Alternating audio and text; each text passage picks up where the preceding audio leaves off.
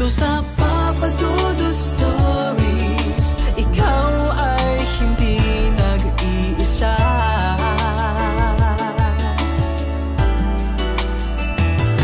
Dito sa Papa Dudut Stories, may nagmamahal sa'yo. Papa Dudut Stories, Papa Dudut Stories,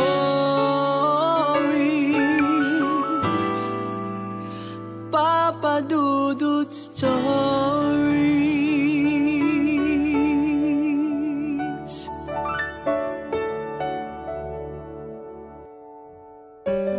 Magandang araw sa inyo mga kaibigan. Bago po tayo magpatuloy sa ating kwento ng pag-ibig dito po sa Papa Dudut Stories, huwag kakalimutan na mag-like, mag-share, mag-post ng comments at mag-subscribe sa aking YouTube channel. Huwag din pong kakalimutan na pindutin ang notification bell para maging updated kayo sa mga latest post ng inyong Papa Dudut. Huwag din kalimutang panoorin ang ating mga video vlogs na may mga challenges, daily vlogs at kung ano-ano pang mga adventure ng inyong si Papa Dudut. At ngayong araw sa Papa Dudut Stories, Papa Dudut Stories.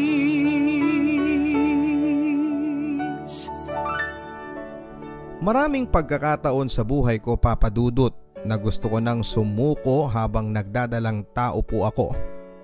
Sa pakiramdam ko kasi, Papa Dudut, ay sobrang kinawawa ako ng taong labis kong minahal at pinagkatiwalaan.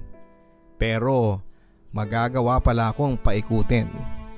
Yung akala mong taong tutulong sa'yo sa panahon ng krisis, ang mas mauuna pa palang manloko sa'yo. Dear Papa Dudut, mga ka-stories, tawagin niyo po ako sa pangalang Teresa. Hindi ko po yan tunay na pangalan. Nababaitan lang po ako sa pangalang Teresa. Siguro dahil sa alam kong pangalan siya ni Mother Teresa. Hindi ko naman po sinasabing magkapareho kami ng ugali ni Mother Teresa, pero kung pagiging mapagpakumbaba at mapagbigay ay siguro ay papasan ako kahit pasang awa. Yan ay kung pagbabatayan ang mga masalimuot na pinagdaanan ko sa buhay pag-ibig. Hayaan niyo pong simulan ko ang aking kwento ng buhay ko noong nag-aaral pa lamang ako sa kolehiyo. Hilig po naming magbabarkada at magkakaklase na dumaan muna sa malaking basketball court sa aming barangay sa tuwing uwian na. Gustong gusto ko po kasi na pinapanood na mag-practice at maglaro ng basketball ang mga varsity players sa aming barangay. Lalong lalo na si Brian. Tisoy, gwapo, malinis sa katawan at higit sa lahat ay pagkabango-bango pa rin niya kahit pawis na at malakas talaga ang karisma niya sa aming mga kababaihan at mga beki na rin. Kung sa kahawigan po sa artista ang pag-uusapan ay parang si Wendell Ramos po ang datingan niya. Mas pabatain mo lang ng konti, Papa Dudut. Aaminin ko po sa inyo, Papa Dudut, na kilig po ako sa kanya sa tuwing mapapatingin siya sa grupo namin habang nag-cheers sa kanya. Pakiramdam ko kasi ay malingon lang siya sa grupo namin ay may ulam na kami. Kanin na lang ang kulang. Dahil dito ay naging open po ako sa mga kaibigan ko na walang ibang pwedeng magpa-cute kay Brian at sa akin lang siya. Oy mga Bilat at Bex, basta sa akin na si Brian ha. Wala nang pwedeng magpa-cute sa kanya. Understood? Ano to? First come, first serve? Yan na bang labanan, Teresa? Pangi-isplok naman sa akin ng isa naming kaibigang Becky. Basta. Sa akin siya. Makikipaglaban ako ng patayan para sa kanya. Walang ibang pwedeng makagalaw sa kanya, no? So ikaw lang ang pwedeng magpagalaw sa kanya. Natatawang hirit pa ni bakla, dahilan para sabay-sabay kaming magtawanan. Marahil marami sa mga judger ninyong listeners ang sasabihing sobrang landi ko noong dalaging ding pa lamang ako, Papa Dudut. Well, opo ang isasagot ko. Ako na talaga ang nagbibigay ng motibo sa kanya. Para lang mapansin niya ako, Papa Dudut, ay nandyang nagpapalit ako ng sexy shorts kapag manonood na ako ng game niya. Hindi pa kasama dyan yung nagpapadala pa ako ng food para lamang sa kanya. Kaya nga kahit sa codename ko sa storyang ito ay ginawa ko na lang pong Teresa para magmukha naman akong Santa. Sa kanya lang naman po ako naglalandi, Papa Dudut, kasi pakiramdam ko ay siya talaga ang the one para sa akin. Bagay kami. Tisoy siya, morena ako. Gwapo siya, maganda naman ako. Kahawigan ko daw po si Winwin Marquez, sabi ng ilan sa mga best friends ko. Pambiyukon kumbaga ang tindingan. Unforgettable para sa akin, Papa Dudut, yung araw na nilapitan ako ni Brian at kinausap. Alam kong mas matanda siya sa akin ng ilang taon, kaya naman kuya pa nga ang tawag ko sa kanya dati. Pawalang mali siya lang ang peg ko, pero deep inside ay gusto ko nang jowain siya noon. Thank you nga pala sa inyo. Lalong lalo na sa iyo, Teresa, sa palaging pag-support sa mga games namin. Pakiramdam ko kayo ang lucky charm ng laro namin. Lalong lalo ka na. Seryoso ang sabi ni Brian. Napastatwa na lang ako noon, Papa Dudut, dahil sa sobrang kilig na aking nararamdaman. Yung mga barkada ko naman ay todo tukso sa aming dalawa. Nakahalata na yata si Brian na crush ko din siya. Mula kasi noon ay lagi na niya akong nilalapitan sa tuwing matatapos ang basketball practice nila. At makalipas nga po ng 3 araw ay naging kami na. Officially ay masasabi ko na sa lahat na talagang akin lang po si Brian. Cheap man tignan dahil 3 days ang ligawan at sinagot ko siya kaagad ay wala akong pakialam. Ang importante sa akin ay hawak ko na ang titulo na si Brian na ang jowa ko. Ako ang GF niya. Ang saya, hindi ba? After ng practice ay humiwalay na kami ni Brian sa mga barkada ko at mga kalaro niya. Madalas ay nagpupunta kami sa kung saan lugar na pwede kaming makatambay at makapag-usap bago niya ako ihatid sa bahay. Halimbawa ay kakain kami sa fast food o kaya naman ay manonood ng sine kapag may time pa. Basta huwag lang kaming masyadong gagabihin ay okay lang naman sa bahay. Alam ng mga magulang ko, Papa Dudut, na nililigawan po ako ni Brian. At okay lang naman daw sa kanila. Palibhasa kasi ay iisang barangay lang kami at kilala naman ng parents ko ang mga kamag-anak ni Brian. Basta mahigpit na bilin lang sa akin ni Mama ay uuwi ako ng bahay bago mag-alas 9 ng gabi. At dapat ay magte-text ako kung saan na kami ni Brian. Ang alam sa bahay, Papa Dudut, ay nililigawan pa lamang ako ni Brian. Hindi ko pa kasi maamin sa kanila na 3 days lang ay sinagot ko na si Brian. Nakakahiya at siguradong pagagalitan ako ni Mama kapag nalaman niya na hindi man lang ako nagpakieme sa una kong manliligaw. Exclusive lang sa mga karibal ko kay Brian ang info na officially ay kaming dalawa na at hindi na siya pwedeng landiin pa ng iba. Isang araw, inabot kami ng malakas na ulan sa basketball court.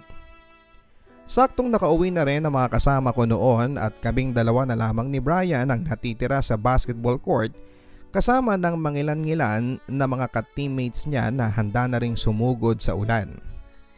Nakakainis lang kasi 15 minutes lang ang pagitan ng nakaalis na ang mga friends ko nang biglang bumuhos ang malakas na ulan. Na-stranded pa kami ni Brian. Kung nakasabay sana kami pa uwi, di sana nasa bahay na ako. Pihadong magkakasakit kaming dalawa ni Brian kung susugod kami sa ulan. Sakay ng motorsiklo niya at isa pa ay takaw aksidente rin dahil madulas na sa daanan. Nag-text na lamang ako sa bahay, Papa Dudut, na baka malate ako ng uwi dahil na-stranded nga ako sa ulan. Huwag na lang silang mag-alala kasi kasama ko naman si Brian. Hanggang sa nakauwi na lahat maliban sa amin ni Brian. Dahil carry lang sa kanila ang mabasa ng ulan. Ang ending, Kaming dalawa na lang ni Brian ang natira sa basketball court. Samahan mo ako Brian sa CR. Naiihi na ako at saka natatakot din ako eh. Sira kasi yung ilaw doon. Hindi naman umangal si Brian sa request ko sa kanya. Ang ginawa ko ay kinausap ko lang ng kinausap si Brian habang nasa loob ako ng cubicle para mawala ang kaba ko sa dilim ng CR. Siya naman ay oo lang ng oo ang sagot. Pero biglang tatahimik na lang siya. Tapos kapag hinanap ko na ulit siya, saka naman ito tatawa ng pagkalakas-lakas. Huwag mo na nga akong binibiro ng ganyan. Mas lalo ako natatakot Brian eh. Pasigaw na sabi ko sa kanya. Nakakatuwa ka palang asarin dahil sobrang matatakutin ka sa dilim. Sabay tawa niya ng malakas. Sa pagbukas ko ng pintuan ng cubicle ay nakita kong nakatayo sa harapan ko si Brian Papadudut. Laking gulat ko nang bigla siyang pumasok at yakapin niya ako ng mahigpit. Sa unang pagkakataon ay nakaramdam po ako ng malakas na bultahe ng kuryente sa aking katawan. Kaya naman kahit malakas ang hangin at bagsak ng ulan, sa labas ay para akong nakaramdam ng kakaibang init sa aking katawan. Yung yakap niya sa akin ay nasundan pa ng masarap na halik Papadudut. Unti-unti akong naging statwa habang ginagawa niya akong halikan mula sa labi hanggang sa leeg. Balikat ko hanggang sa aking dibdib. Hindi ko na siya pinigilan Papadudut. Nagpaubaya na lamang ako sa kanya na gawin sa akin ang mga bagay na nagpaparamdam sa akin ng saya at sarap. May nangyari sa aming dalawa sa loob ng cubicle ng madilim na CR. Hindi pala nakakatakot sa dilim Papadudut basta kasama mo lang ang lalaking pinakamamahal mo. Todo-todo lamang ako sa pagpapaubaya sa kanya. Hanggang sa may magbukas ng pintuan ng CR Papadudut. Huling-huli kami sa akto ni Mama na may ginagawang milagro. Para tuloy akong binuhusan ng malamig na tubig ulan matapos kong makita ang mga namimilog na mata ni Mama. Napalabas din kaagad si Mama habang nagmumura dahil sa mga nakita niya Papadudut. Sobra ang pagkabigla niya. Sa katunayan ay nabitawan din niya ang mga dala niyang payong para sana sa akin ng mga sandaling yon. On the spot ay sinabi ni Mama sa aming dalawa ni Brian sa paglabas namin ng CR na ipapakasal niya kaming dalawa. Aaminin ko po sa inyo Papadudut na hindi naman ako masyadong affected sa mga nangyari. Pwede mo ngang sabihin na ako lang yung pinakasal ng puwersahan na masaya pa. Kasi nga alam ko naman sa sarili ko na mahal ko si Brian. Mabuti na lang at graduating na rin ako sa college noon. 2-year course lang kasi ang kinuha ko sa college. After ng seremonyas ng kasal sa opisina ni Mayor ay tumira na kami ni Brian sa iisang bubong. Sa bahay ng nanay ni Brian. Pinagpatuloy pa rin ni Brian ang pagiging varsity ng basketball. Suportado naman kami ng nanay niya na nagtatrabaho noon sa Japan. Kaya financially ay nakakaluwag kami. Minsan sumasala ng padala ang mama niya pero nakakahingi naman ako ng tulong kina Mama kapag kinukulang. After 2 months ng pagsasama bilang mag-asawa ay nabuntis nga ako Papadudut. Feeling alaga ako noon kay Brian. Excited na siya sa magiging anak namin. Sana daw ay maging baby boy para may kasama siya sa paglalaro ng basketball. Hindi nagbago ang pagiging malambing ni Brian. Same with yung hilig niya sa pagbabasketball. Araw-araw pa rin, parang basketball is life sa kanya. Pero mas okay na sa akin yung basketball ang pinagkakabalahan niya kesa makaisip pa siya ng mambabae. Maraming tournaments ang dinadayo ni Brian at ng mga kaliga niya para sa basketball Papadudut. Lumalaban sila sa interbarangay at noong una ay nagagawa ko pang sumama para mag-cheer sa kanya tulad ng dati noong magjowa pa lamang kami. Pero nung lumaki na ang tiyan ko at hindi na ako makaangkas sa motorsiklo niya ay hindi na ako sumasama. Nakikibalita na lamang ako sa mga naging game results sa kanya. Mainit daw ang naging huling laban nila Papa Dudut sa kabilang barangay dahil nagkaroon pa daw ng pisikalan. Hindi naman na sa akin bago yung ganong klase ng mga eksena sa game court. Kaya parang baliwala lang sa akin nung sinabi niya yon. May isa pang game sa finals at doon na raw magkakaalaman. Seryosong sabi ni Brian sabay ngiti na para bang sigurado na siya na liga nila ang mananalo. Hindi ko akalain, Papa Dudut, na sa final game na yon, yun pala ang final chance na rin na magkikita pa kami araw-araw ng asawa ko. Sobrang naging paghaharap ng dalawang liga, dahilan para magkaroon ng suntukan sa basketball court. May napuruhan si Brian dahil halos manghiram ng mukha sa aso yung nakasuntukan ni Brian. Nakamalas-malasan ay anak daw pala ng isang konsehal. Marami ang nakakita ng pinagbantaan daw si Brian na ipatutumba siya nito. Sa kwento ni Brian, masyado daw kasing naging agresibo ang laro kaya sila nagkapikunan. Mula noon, Papa Dudut, ay nagulo na ang buhay naming mag-asawa.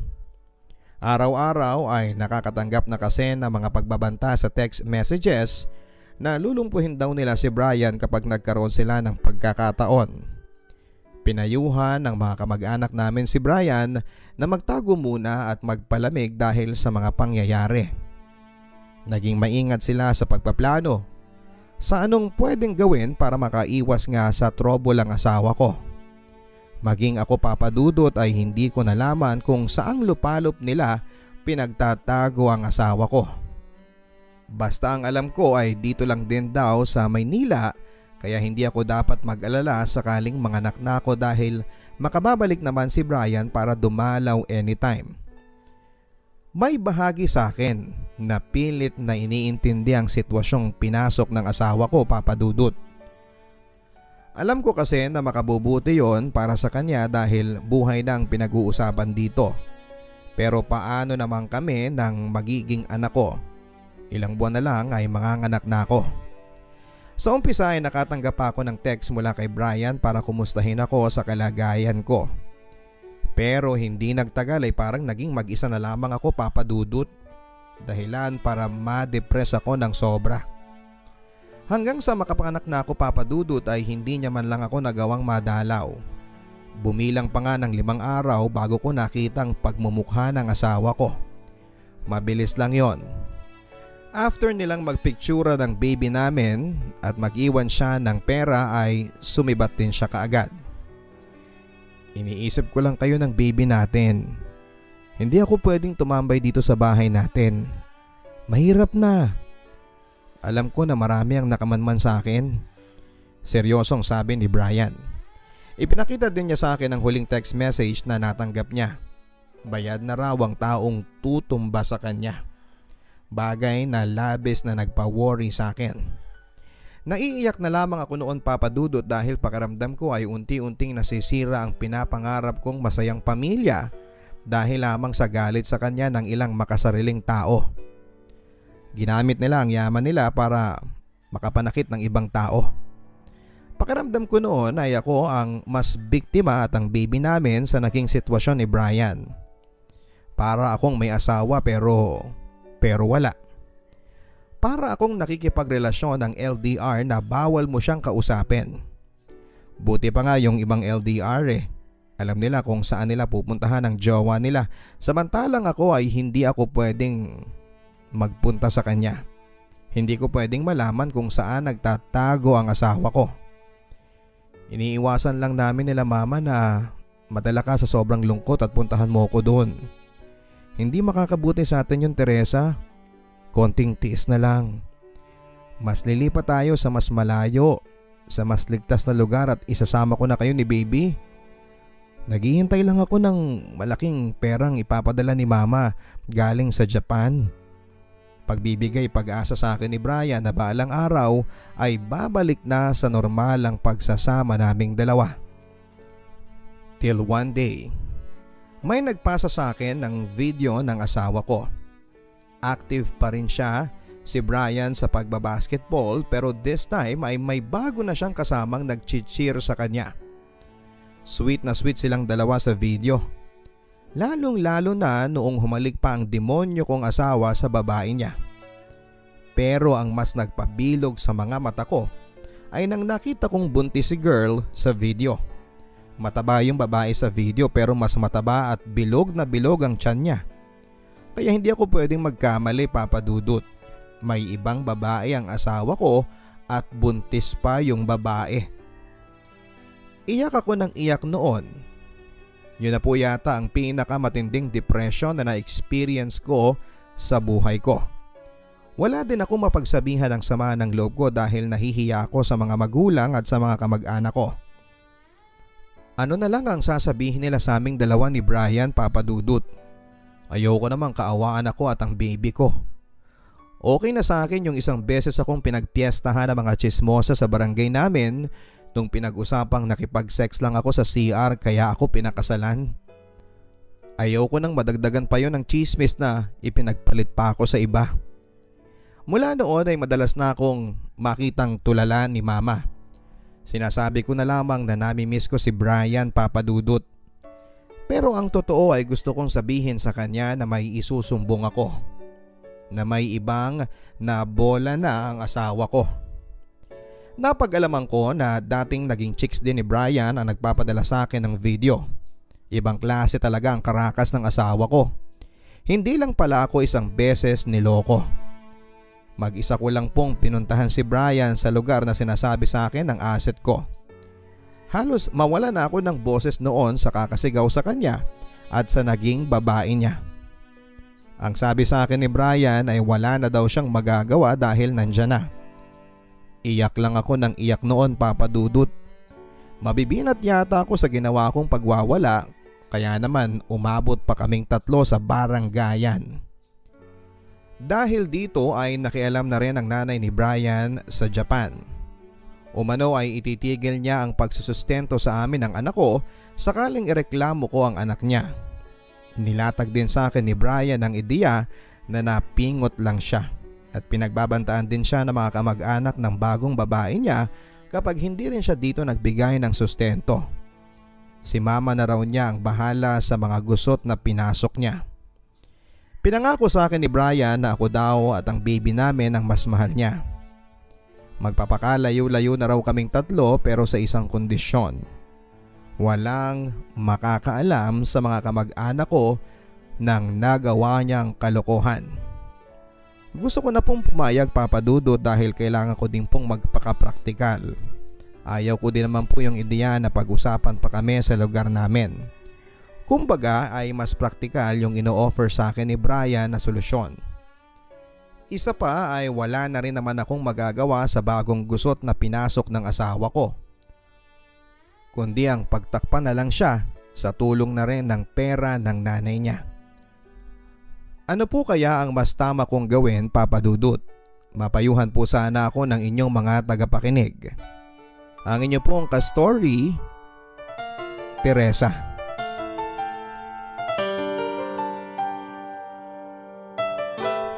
Maraming salamat, Teresa, sa pagiging open mo sa amin sa naging live story mo. Mahirap talaga ang malagay sa sitwasyon na kakaunti ang pwede mong maging option.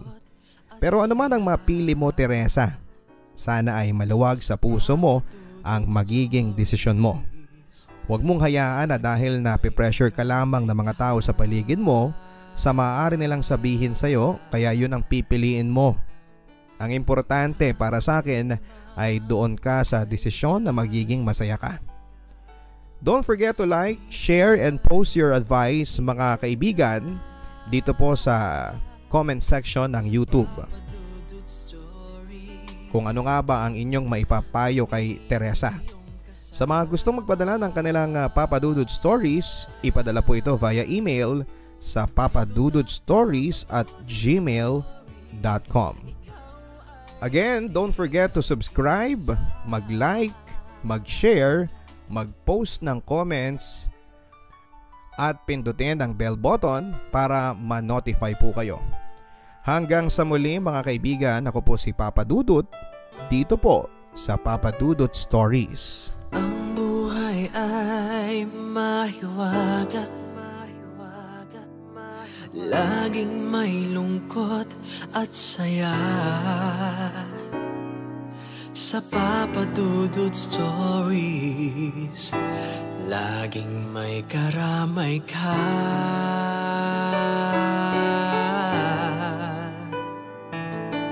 Mga problemang kay bigat, dito ay pakikinggan ka. Sa Papa Dudut Stories, kami ay iyong kasama. Dito sa Papa Dudut Stories, ikaw ay hindi nag-iisa.